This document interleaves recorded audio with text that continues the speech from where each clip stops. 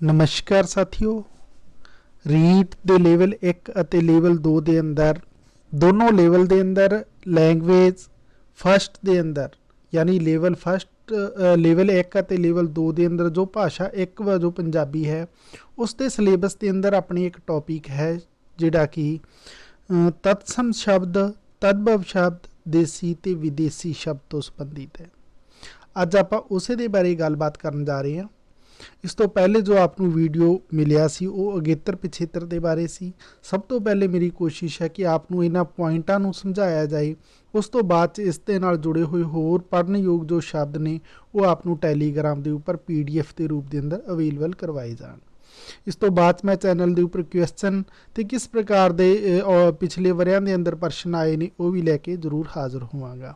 तो आओ साथियों गल करते हैं अज आपां जिहड़ा भाग एक है अपने कोल उस दे अंदर जो पॉइंट दिते गए ने तत्सम शब्द तदभव शब्द देसी शब्द ते विदेशी शब्द उन्हां दे बारे ये सब जानन तो पहले आपां एक होर गल जाणांगे कि असल दे अंदर जिहड़े शब्द है वो किस प्रकार दे उसनूं समझण दी कोशिश करांगे। जिवें कि शब्द रचना के आधार ते शब्द ने जिहड़े अपने कोल वो दो प्रकार दे हुंदे ने। एक हुंदे ने मूल शब्द ते दूसरे हुंदे ने रचित शब्द यानी मूल जिहड़े असल वजूद के अंदर ने रचित यानी जिहड़े रचे गए ने। हुण आपां एक डायग्राम के मार्फत इसनूं समझण की कोशिश करांगे कि वो किस तरीके दे नाल हुंदे ने। जिवें कि तुहानूं इत्थे स्क्रीन के उपर दिख रहा है कि शब्द रचना का एक रेखा चित्र दिखाई दे रहा है कि एक मूल शब्द ने अपने कोल ते दूसरे रचित शब्द ने। मूल शब्द जिन्हां दा असली वजूद हुंदा है जिसनूं होर निखेड़िया नहीं जा सकता। रचित शब्द यानी जिहड़े रचे गए ने चाहे वो किसी होर शब्द जुड़ के बने ने या फिर कोई होर चिन्ह जुड़ के बने ने किसी भी प्रकार दे नाल उन्हां नूं आपां दो हिस्सिਆਂ 'ਚ वंडदे आ। एक आ जांदे ने समासी शब्द ते दूसरे आ जांदे ने उत्पन्न शब्द। समासी शब्द ऐसे शब्द हुंदे ने जिहड़े एक तो वधेरे शब्दां दे योग नाल बने हुंदे ने। पर आपां जिहड़ी अज गल करनी है वो इस टॉपिक नूं समझण दे लई कर रहे हैं आपां कि जिहड़े उत्पन्न शब्द ने इनू अगे आपां तीन हिस्सिਆਂ 'ਚ वंडदे। एक आ जांदा है अगेतर, एक पिछेतर ते एक आ जांदा है अर्थ दे आधार ते। हुण अगेतर ते पिछेतर ने ये टॉपिक आपां समझ चुके हैं। पर जिहड़े अर्थ दे आधार ते आउंदे ने उन्हां दे अंदर आ जांदा है विरोधी शब्द, बहुते शब्दां दी थां एक शब्द, बहुअर्थक शब्द अते समानार्थक शब्द। यह डायग्राम अगर थोड़ा जिहा तुसीं समझ लओगे तो तुहानूं इस शब्दां दा जिन्ना भी खेल है किस प्रकार के प्रश्न आने ने कित्थों आने ने ये कुछ हद तक शुरुआती जिहड़ा मॉडल है वो तुहाडे दिमाग के अंदर फिट हो जाएगा।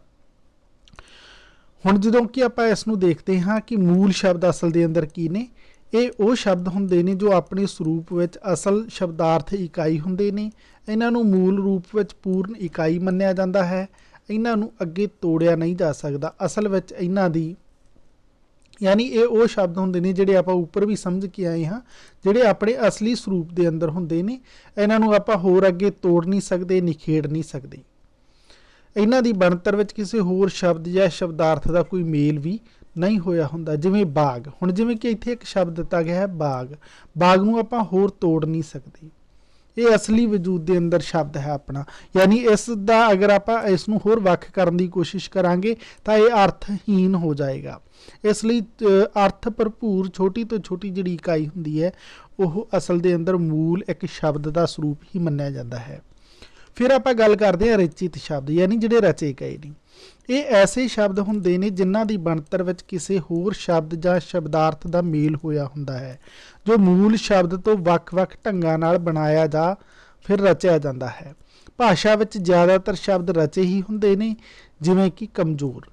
हुण कमज़ोर एक ऐसा शब्द है जिहड़ा कि रचिया गया शब्द। एक किवें रचिया है जिवें इसनूं आपां होर हिस्सिਆਂ 'ਚ वंड सकदे हां। कम ते दूसरा जोर। हुण कम का भी कोई ना कोई अर्थ निकल रहा तो जोर का भी निकल रहा पर जदों आपां इन्हां नूं जोड़ के एक होर शब्द बनाता जिसका कोई होर ही तीसरा अर्थ निकले कमज़ोर यानी जिहड़ा कमज़ोर होवे शरीर के पक्षों या फिर किसी होर दृष्टिकोण के पक्षों। तो इस तरीके नाल इन्हां नूं आपां एक रचे हुए शब्दां की श्रेणी 'च रखते हाँ। ਤੇ ਜਿਹੜੇ ਰਚੇ ਗਏ ਸ਼ਬਦ ਹੁੰਦੇ ਨੇ ਇਹ ਵੀ ਦੋ ਪ੍ਰਕਾਰ ਦੇ ਹੁੰਦੇ ਨੇ ਆਪਣੇ ਕੋਲ, ਇੱਕ ਸਮਾਸੀ ਹੁੰਦੇ ਨੇ ਤੇ ਇੱਕ ਉਤਪੰਨ ਹੁੰਦੇ ਨੇ, ਜਿਨ੍ਹਾਂ ਦੇ ਬਾਰੇ ਆਪਾਂ ਉਸ ਡਾਇਗਰਾਮ ਦੇ ਮਾਰਫਤ ਇਸ ਨੂੰ ਸਮਝਿਆ ਵੀ ਸੀ। ਪਰ ਸਾਥੀਓ ਅਸਲ ਦੇ ਅੰਦਰ ਆਪਾਂ ਜਿਹੜੀ ਗੱਲ ਜਾਣਨੀ ਹੈ ਉਹ ਸ਼ਬਦ ਉਤਪਤੀ ਦੇ ਬਾਰੇ ਜਾਣਨੀ ਹੈ। ਯਾਨੀ ਇੱਕ ਤਾਂ ਰਚਨਾ ਹੋ ਗਈ ਜਿਹੜੀ ਆਪਾਂ ਉੱਪਰ ਸਮਝ ਕੇ ਆਏ, ਇਹ ਤਾਂ ਸੀ ਰਚਨਾ। ਹੁਣ ਉਤਪਤੀ ਦੇ ਬਾਰੇ ਜਾਣਨਾ ਹੈ ਕਿ ਅਸਲ ਦੇ ਅੰਦਰ ਸ਼ਬਦ ਨੇ ਜਿਹੜੇ ਉਹ ਕਿੱਥੋਂ ਆਏ ਨੇ, ਉਹ ਕਿੱਥੇ ਪੈਦਾ ਹੋਏ ਨੇ, ਆਪਾਂ ਇਹ ਕਹਿ ਸਕਦੇ ਹਾਂ। ਜਾਂ ਫਿਰ ਉਹ ਅਸਲ ਦੇ ਅੰਦਰ ਉਹ ਸ਼ਬਦਾਂ ਦਾ ਜਨਮ ਹੈ ਜਿਹੜਾ ਉਹ ਕਿਹੜੀ ਲੈਂਗੁਏਜ ਦੇ ਅੰਦਰ ਕਿੱਥੇ ਹੋਇਆ, ਆਪਾਂ ਇਸ ਦੇ ਬਾਰੇ ਸਮਝਣਾ ਹੈ। ਤਾਂ ਸ਼ਬਦ ਉਤਪਤੀ ਦੇ ਆਧਾਰ ਤੇ ਜਦੋਂ ਆਪਾਂ ਗੱਲ ਕਰਦੇ ਹਾਂ ਤਾਂ ਅਸਲ ਦੇ ਅੰਦਰ ਤਾਂ ਸ਼ਬਦ ਉਤਪਤੀ ਦੇ ਆਧਾਰ ਤੇ ਆਪਣੀ ਕੋਲ 3 ਪ੍ਰਕਾਰ ਦੇ ਸ਼ਬਦ ਆ ਜਾਂਦੇ ਨੇ। ਇੱਕ ਆ ਜਾਂਦੇ ਨੇ ਤਤਸਮ ਸ਼ਬਦ, ਇੱਕ ਆ ਜਾਂਦੇ ਨੇ ਤਦਭਵ ਸ਼ਬਦ ਤੇ ਇੱਕ ਆ ਜਾਂਦੇ ਨੇ ਦੇਸੀ ਸ਼ਬਦ।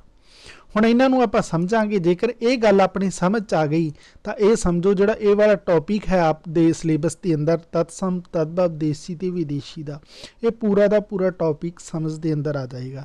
ਕੋਸ਼ਿਸ਼ ਕਰਨਾ ਕਿ ਟੌਪਿਕ ਨੂੰ ਸਮਝਿਆ ਜਾਏ। ਪ੍ਰਸ਼ਨ ਕੀ ਹੈ ਇਹ ਤੁਹਾਨੂੰ ਆਪਣੇ ਆਪ ਹੀ ਅਨੁਭਵ ਦੇ ਆਧਾਰ ਤੇ ਮਹਿਸੂਸ ਹੋ ਜਾਏਗਾ ਕਿ ਇਸ ਦਾ ਰਾਈਟ ਆਨਸਰ ਤੁਸੀਂ ਕੀ ਕਰਨਾ ਹੈ, ਪਰ ਉਦੋਂ ਜਦੋਂ ਤੁਹਾਨੂੰ ਇਸ ਦੇ ਬਾਰੇ ਪਤਾ ਹੋਏਗਾ। ਇਸ ਲਈ ਮੈਂ ਕੋਸ਼ਿਸ਼ ਕਰ ਰਿਹਾ ਕਿ ਆਪ ਨੂੰ ਉਸ ਟੌਪਿਕ ਨੂੰ ਸਮਝਾਇਆ ਜਾਵੇ। ਇਸ ਤੋਂ ਬਾਅਦ ਇਹਨਾਂ ਨੂੰ ਦੇ ਪ੍ਰਸ਼ਨ ਲੈ ਕੇ ਆਵਾਂਗਾ ਤਾਂ ਤੁਹਾਡੇ ਲਈ ਹੋਰ ਆਸਾਨ ਹੋ ਜਾਏਗਾ। ਤਾਂ ਆਪਾਂ ਗੱਲ ਕਰਾਂਗੇ ਕਿ ਤਤਸਮ ਅਸਲ ਦੇ ਅੰਦਰ ਕੀ ਹੁੰਦੇ ਨੇ। ਤੁਸੀਂ ਹੋਰ ਲੈਂਗੁਏਜ ਦੇ ਅੰਦਰ ਪੜ੍ਹਿਆ ਹੋਏਗਾ, ਸੇਮ ਉਸੇ ਤਰੀਕੇ ਨਾਲ ਨਹੀਂ। ਉਹ ਸ਼ਬਦ ਜੋ ਦੂਜੀਆਂ ਭਾਸ਼ਾਵਾਂ ਤੋਂ ਜਿਉਂ ਦੇ ਤਿਉਂ ਪੰਜਾਬੀ ਵਿੱਚ ਆਏ ਹੋਣ ਉਹਨਾਂ ਨੂੰ ਤਤਸਮ ਸ਼ਬਦ ਆਖਦੇ ਹਾਂ। ਇਸ ਨੂੰ ਸ਼ਬਦ ਪੜ੍ਹ ਲੈਣਾ। ਦਰਅਸਲ ਤਤਸਮ ਯਾਨੀ ਅਸੀਂ ਇਹ ਕਹਿ ਸਕਦੇ ਹਾਂ ਕਿ ਐਸੇ ਸ਼ਬਦ ਜਿਹੜੇ ਸੇਮ ਦੇ ਸੇਮ ਉਸੇ ਤਰੀਕੇ ਨਾਲ ਪੰਜਾਬੀ 'ਚ ਆ ਗਏ। ਆਪਾਂ ਪੰਜਾਬੀ ਦੀ ਗੱਲ ਕਰ ਰਹੇ ਹਾਂ, ਇਸ ਲਈ ਆਪਾਂ ਪੰਜਾਬੀ 'ਚ ਆਉਣ ਵਾਲੀ ਸ਼ਬਦਾਂ ਦੇ ਲਈ ਜਿਹੜੇ ਹੋਰ ਲੈਂਗੁਏਜ ਤੋਂ ਆ ਰਹੇ ਨੇ ਉਹਨਾਂ ਨੂੰ ਆਪਾਂ ਤਤਸਮ ਰੂਪ ਦੇ ਅੰਦਰ ਸਮਝਣਾ ਹੈ। ਜਿਵੇਂ ਕਿ ਕੋਈ ਹੋਰ ਲੈਂਗੁਏਜ ਦੇ ਅੰਦਰ, ਚਾਹੇ ਉਹ ਵਿਦੇਸ਼ੀ ਭਾਸ਼ਾ ਦਾ ਕੋਈ ਵੀ ਅਸੀਂ ਲੈਂਗੁਏਜ ਲੈ ਲਈਏ, ਜਿਵੇਂ ਕਿ ਉਸ ਦੇ ਅੰਦਰ ਫਾਰਸੀ ਆ ਜਾਂਦੀ ਹੈ, ਫਰੈਂਚ ਆ ਜਾਂਦੀ ਹੈ, ਚੀਨੀ ਆ ਜਾਂਦੀ ਹੈ, ਜਾਂ ਇੱਦਾਂ ਦੀ ਕੋਈ ਵੀ ਲੈਂਗੁਏਜ ਆ ਜਾਂਦੀ ਹੈ। ਜੇ ਇਸ ਦੇ ਸ਼ਬਦ ਪੰਜਾਬੀ ਦੇ ਅੰਦਰ ਉਸ ਜਿਵੇਂ ਸੀ ਉਸ ਲੈਂਗੁਏਜ ਦੇ ਅੰਦਰ ਉਵੇਂ ਹੀ ਪੰਜਾਬੀ ਦੇ ਅੰਦਰ ਆ ਗਏ, ਪੰਜਾਬੀ 'ਚ ਵੀ ਆਪਾਂ ਉਹਨਾਂ ਸ਼ਬਦਾਂ ਨੂੰ ਉਸੇ ਸਰੂਪ ਦੇ ਅੰਦਰ ਉਹਨਾਂ ਅਰਥਾਂ ਦੇ ਅੰਦਰ ਸਵੀਕਾਰ ਕਰ ਲਿਆ ਤੇ ਅੱਜ ਆਪਣੇ ਪ੍ਰਚਲਨ 'ਚ ਨੇ, ਤਾਂ ਉਹ ਹੋ ਗਏ ਆਪਣੇ ਕੋਲ ਤਤਸਮ ਸ਼ਬਦ। ਇਸ ਨੂੰ ਸਮਝਣ ਦਾ ਬੜਾ ਹੀ ਸੌਖਾ ਤਰੀਕਾ ਹੈ। ਕਈ ਵਿਦਿਆਰਥੀ ਹੋ ਸਕਦਾ ਹੈ ਕਿ ਇਹ ਸੋਚਣ ਕਿ ਅਸੀਂ ਜੀ ਕਨਫਿਊਜ਼ ਹੋ ਜਾਂਦੇ ਹਾਂ, ਕਿਉਂਕਿ ਮੈਨੂੰ ਇੱਕ ਵਾਰ ਵਿਦਿਆਰਥੀ ਨੇ ਕਿਹਾ ਕਿ ਇਹ ਤਤਸਮ ਤਦਭਵ ਇਹਨਾਂ 'ਚ ਅਸੀਂ ਕਨਫਿਊਜ਼ ਵਾਲੀ ਕੋਈ ਗੱਲ ਨਹੀਂ ਹੈ। ਤਤਸਮ ਯਾਨੀ ਸਮਾਨ। ਸਮਾਨ ਕਿਹੜੇ ਨੇ? ਜਿਹੜੇ ਦੋ ਭਾਸ਼ਾਵਾਂ ਦੇ ਸਮਾਨ ਸ਼ਬਦ ਨੇ। ਸਮਾਨ ਕਿਵੇਂ ਹੋਏ? ਕਿਸੇ ਹੋਰ ਲੈਂਗੁਏਜ ਦੇ ਅੰਦਰ ਵੀ ਉਹੀ ਹੈ ਤੇ ਸੇਮ ਟੂ ਸੇਮ ਪੰਜਾਬੀ ਦੇ ਅੰਦਰ ਵੀ ਉਹੀ ਹੈ। ਸਮ ਯਾਨੀ ਸਮਾਨ, ਸਮਾਨ ਹੋ ਗਏ ਐਸੇ ਸ਼ਬਦ ਯਾਨੀ ਉਹ ਸ਼ਬਦ ਜਿਹੜੇ ਇੱਕ ਤੋਂ ਵਧੇਰੇ ਲੈਂਗੁਏਜ ਦੇ ਅੰਦਰ ਉਸੇ ਰੂਪ ਦੇ ਅੰਦਰ, ਉਸੇ ਸਰੂਪ ਦੇ ਅੰਦਰ ਵਿਰਾਜਮਾਨ ਨੇ। ਤਾਂ ਆਪਾਂ ਇਹ ਕਹਾਂਗੇ ਕਿ ਕਿਸੇ ਹੋਰ ਭਾਸ਼ਾ ਦੇ ਸ਼ਬਦ ਜਦੋਂ ਉਸੇ ਰੂਪ ਦੇ ਅੰਦਰ ਪੰਜਾਬੀ 'ਚ ਸਵੀਕਾਰ ਕਰ ਲਏ ਜਾਣ ਤਾਂ ਉਹਨਾਂ ਨੂੰ ਆਪਾਂ ਕਹਿੰਦੇ ਹਾਂ ਤਤਸਮ ਸ਼ਬਦ। ਹੁਣ ਆਪਾਂ ਸਮਝਣ ਦੀ ਕੋਸ਼ਿਸ਼ ਕਰਾਂਗੇ ਕਿ ਜਿਹੜੇ ਤਦਭਵ ਸ਼ਬਦ ਹੁੰਦੇ ਨੇ ਉਹ ਕਿਸ ਪ੍ਰਕਾਰ ਦੇ। ਇੱਥੇ ਕੁਝ ਤਤਸਮ ਸ਼ਬਦ ਆਪ ਨੂੰ ਇੱਥੇ ਪ੍ਰੈਕਟਿਸ ਦੇ ਲਈ ਦਿੱਤੇ ਗਏ ਨੇ ਤੇ ਇਹ ਪ੍ਰੈਕਟਿਸ ਦੇ ਲਈ ਆਪ ਨੂੰ ਮੈਂ ਇਸ ਦੀ PDF ਵੀ ਅਵੇਲੇਬਲ ਕਰਵਾ ਦਿਆਂਗਾ ਤਾਂ ਕਿ ਆਪ ਨੂੰ ਮਿਲ ਜਾਏ ਤੇ ਉੱਥੇ ਤੁਸੀਂ ਤਿਆਰੀ ਕਰ ਸਕੋ। ਜਿਵੇਂ ਕਿ ਇੱਥੇ ਬਹੁਤ ਸਾਰੀ ਲੈਂਗੁਏਜ ਦੇ ਸ਼ਬਦ ਮੈਂ ਕੋਸ਼ਿਸ਼ ਕੀਤੀ ਹੈ ਇਹਨਾਂ ਨੂੰ ਕਲੈਕਟ ਕਰਨ ਦੀ। ਤੁਰਕੀ ਸ਼ਬਦ ਨੇ ਇਹ, ਜਿਵੇਂ ਕਿ ਆਗਾ, ਆਕਾ, ਇਹ ਤੁਰਕੀ ਦੇ ਅੰਦਰ ਐਸੇ ਤਰੀਕੇ ਨਾਲ ਬੋਲਦੇ ਨੇ। ਕਾਲੀਨ, ਕਲੰਗੀ ਪੰਜਾਬੀ 'ਚ ਇਹੀ ਰੂਪ ਦੇ ਅੰਦਰ ਆਪਾਂ ਵਰਤਦੇ ਹਾਂ। ਜਿਵੇਂ ਕਿ ਚਾਕੂ, ਚਾਕੂ ਸ਼ਬਦ ਅਸਲ ਦੇ ਅੰਦਰ ਤੁਰਕੀ ਹੈ, ਉਵੇਂ ਹੀ ਪੰਜਾਬੀ ਦੇ ਅੰਦਰ ਆ ਗਿਆ। ਪੰਜਾਬੀ 'ਚ ਵੀ ਇਹਨੂੰ ਆਪਾਂ ਚਾਕੂ ਹੀ ਕਹਿੰਦੇ ਹਾਂ। ਤਾਂ ਇਹ ਮਤਲਬ ਹੋਇਆ ਕਿ ਚਾਕੂ ਜਿਹੜਾ ਸ਼ਬਦ ਹੈ ਉਹ ਆਪਣੇ ਕੋਲੇ ਤਤਸਮ ਰੂਪ ਦੇ ਅੰਦਰ ਹੈ, ਕਿਉਂਕਿ ਇਹ ਤੁਰਕੀ ਦੇ ਅੰਦਰ ਵੀ ਇਹੀ ਸੀ ਤੇ ਉਵੇਂ ਹੀ ਪੰਜਾਬੀ ਦੇ ਅੰਦਰ ਆ ਗਿਆ। ਜਾਂ ਫਿਰ ਹੋਰ ਇਸ ਤਰੀਕੇ ਦੇ ਬਹੁਤ ਸਾਰੇ ਸ਼ਬਦ ਨੇ। ਤੋਪ ਸ਼ਬਦ ਹੋ ਗਿਆ, ਤਮਗਾ ਹੋ ਗਿਆ, ਤਲਾਸ਼ ਹੋ ਗਿਆ, ਮੁਗਲ ਹੋ ਗਿਆ, ਇਹ ਬਹੁਤ ਸਾਰੇ ਸ਼ਬਦ ਨੇ। ਮੈਂ ਪ੍ਰੈਕਟਿਸ ਦੇ ਲਈ ਆਪ ਨੂੰ ਇਸ ਦੀ PDF ਅਵੇਲੇਬਲ ਕਰਵਾ ਦਿਆਂਗਾ, ਪ੍ਰੈਕਟਿਸ ਕਰ ਲੈਣਾ। ਹੁਣ ਇੱਥੇ ਕੁਝ ਪੁਰਤਗਾਲੀ ਸ਼ਬਦ ਦਿੱਤੇ ਨੇ, ਇਹ ਵੀ ਤਤਸਮ ਸ਼ਬਦ ਦਿੱਤੇ ਗਏ ਨੇ। ਤਾਂ ਪੁਰਤਗਾਲੀ ਜਿਹੜੇ ਸ਼ਬਦ ਨੇ ਉਹਦੇ ਅੰਦਰ ਆ ਜਾਂਦਾ ਅਚਾਰ, ਆਲੂ, ਅਗਸਤ, ਪਾਦਰੀ, ਆਲਪਿਨ, ਇਸਪਾਤ, ਕਨਸਤਰ, ਪੀਪ, ਕਾਰਬਨ, ਗੋਭੀ, ਗੋਦਾਮ, नीलाम, ये इस तरीके के शब्द ने, यानी इन्हों आप किहड़े शब्द कहांगे, तत्सम। क्यों? क्योंकि ये जिमें पुर्तगाली के अंदर ने उवें ही पंजाबी के अंदर आ गए हैं, इसलिए इन्हों आप किहड़े शब्द कहना है, तत्सम शब्द कहना है। इत्थे प्रैक्टिस के लिए ये बहुत सारे शब्द ने। हुण कुछ शब्द रूसी शब्द आ गए ने, ये देखो तुसी देख रहे हो रूसी शब्द है, तो हुण आपां कुछ रूसी शब्द भी देख लैने हैं, जिवें कि इत्थे दिते गए ने बजुर्ग, लूना। फिर यूनानी शब्द आ गए ने, जिवें academic, Atlas, atom, Bible, telephone, ये यूनानी शब्द आ गए ने अपने कोल। जे फ्रेंच आपां फ्रांसीसी शब्दां की गल करिए तो काजू, कारतूस, मेयर, कूपन, अंग्रेज़, मीनू, सूप, ये शब्द ने जिहड़े ये अपने कोल फ्रेंच दे आ गए ने। हुण डच शब्द ने जिहड़े बंब, चिड़िया, तुरूप, ये अपने कोले कुछ डच जिहड़ी भाषा है उसके शब्द उस रूप के अंदर पंजाबी च आ गए ने। हुण इत्थे कुछ होर अपने कोले शब्द है जिहड़े कि अंग्रेजी दे ने। अंग्रेजी के शब्द बहुत ही सौखे तरीके नाल तुसीं समझ सकते हो, कोई मुश्किल नहीं है। जिवें कि appeal, inch, inter, agency, company, commission, camp, class, quarter, cricket, council, guard, gazette, jail, chairman, board, tuition, diary, district, notes, ये बहुत सारे शब्द इत्थे मैं दिते ने। तुसीं एक दो बार इनू पढ़ोगे तो समझ आ जाएगा। कोशिश करना इस चीज़ नू समझण दी, ना कि रट्टा लगाउण दी। अगर रट्टा लगा के तुसीं कोशिश करोगे तो संभव नहीं है, क्योंकि शब्द इत्थों तक सीमित नहीं है। शब्द कितों भी इम्तिहान च पेपर के अंदर पूछे जा सकते हैं, पर जेकर तुसीं समझोगे तो तुहानू शब्द किस प्रकार का ये समझ आ जाएगा। ड्राइवर, हॉस्पिटल, डॉक्टर, बुक, यानी दूजा ये तरीका है कि इनू आप इंग्लिश के अंदर जो लिखते हैं तो इसकी स्पैलिंग आपू याद आ जाती है, चेते आ जाती है। रेडियो, पेन, पेंसिल, नंबर, इस तरीके के शब्द ने। इसनों एक दो बार तुसी प्रैक्टिस करोगे, पढ़ोगे तो समझ आ जाएगा। फिर अपने को कुछ अरबी शब्द आ गए ने, जिमें कि इत्थे दिते गए ने अदा, अजब, अमीर, अजीब, अजायब, अदालत, अकल, असर, ये कुछ अपने को जिहड़े शब्द ने ये अरबी शब्द दिते गए ने। ये भी अपने को उस रूप के अंदर ने। ये आपनू बहुत सारे शब्द ने जिहड़े ये प्रैक्टिस के लिए मैं अवेलेबल करवा देंगा। दो चार बार पढ़ोगे तो ये समझ के अंदर आ जाएगा आपनू। ये फारसी शब्द ने जिहड़े कि तुसीं इत्थे देख रहे हो, ये फारसी शब्द ने अफसोस, आब, आबदार, आबरू, आतिशबाजी, अदा, आराम, आवाज़, आमदनी, अवारा, आफत, कमीना, आईना, उम्मीद, कबूतर, काश, ये इस तरीके के जिन्ने भी शब्द ने ये सारे के सारे साथियों फारसी शब्द ने। तो यह पंजाबी के अंदर उस स्वरूप के अंदर आके शामिल हो गए, तो पंजाबी ने इसनों उस स्वरूप के अंदर स्वीकार कर लिया। अज असी इन्ना सेम हूबहू यही लिखते हाँ, इसलिए इन्हों आप किहड़े शब्द कहांगे, तत्सम शब्द कहांगे, क्योंकि जिहड़े ये शब्द ने सेम पंजाबी के अंदर अपना लए गए। बहुत सारे शब्द ने प्रैक्टिस के लिए आपनू मिल जाएंगे, पढ़ लेना। हुण अरबी फारसी कॉमन शब्द ने जिहड़े वो भी इत्थे कुछ दिते गए ने, जिवें कि बादशाह, हकीम, तीर, कमाल, बंदूक, ये कुछ इत्थे शब्द दिते गए ने आपनू। इन्हां दी जदों प्रैक्टिस करोगे तो बड़े ही सुखाले समझ के अंदर आ जाएंगे।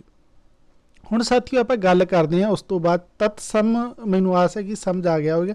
हुण आप गल करते हैं तदभव की। तत्सम यानी किसी होर भाषा के शब्द समान रूप के अंदर पंजाबी च आ गए, पर तदभव यानी जिहड़े कुछ सेम ना आके कुछ बदल के आए होण, उस दे अंदर कुछ विगाड़ आ गया होवे, यानी वो होर भाषा के अंदर वो किसी होर स्वरूप के अंदर है, पर कुछ विगाड़ आके वो पंजाबी के अंदर आ गया होवे, तो उन्होंने आप किहड़े शब्द कहांगे, तदभव शब्द कहांगे। जिवें कि इत्थे दस्सिया गया ये वो शब्द हुंदे हन जो ये वो शब्द हुंदे ने जो दूजियां भाषावां तो लए गए होण, पर उन्हां दा रूप बदल के वरते जाण। यानी भाषा तो दूजी का शब्द हुंदा है, पर कुछ ना कुछ उसका रूप बदल जाता है। किवें?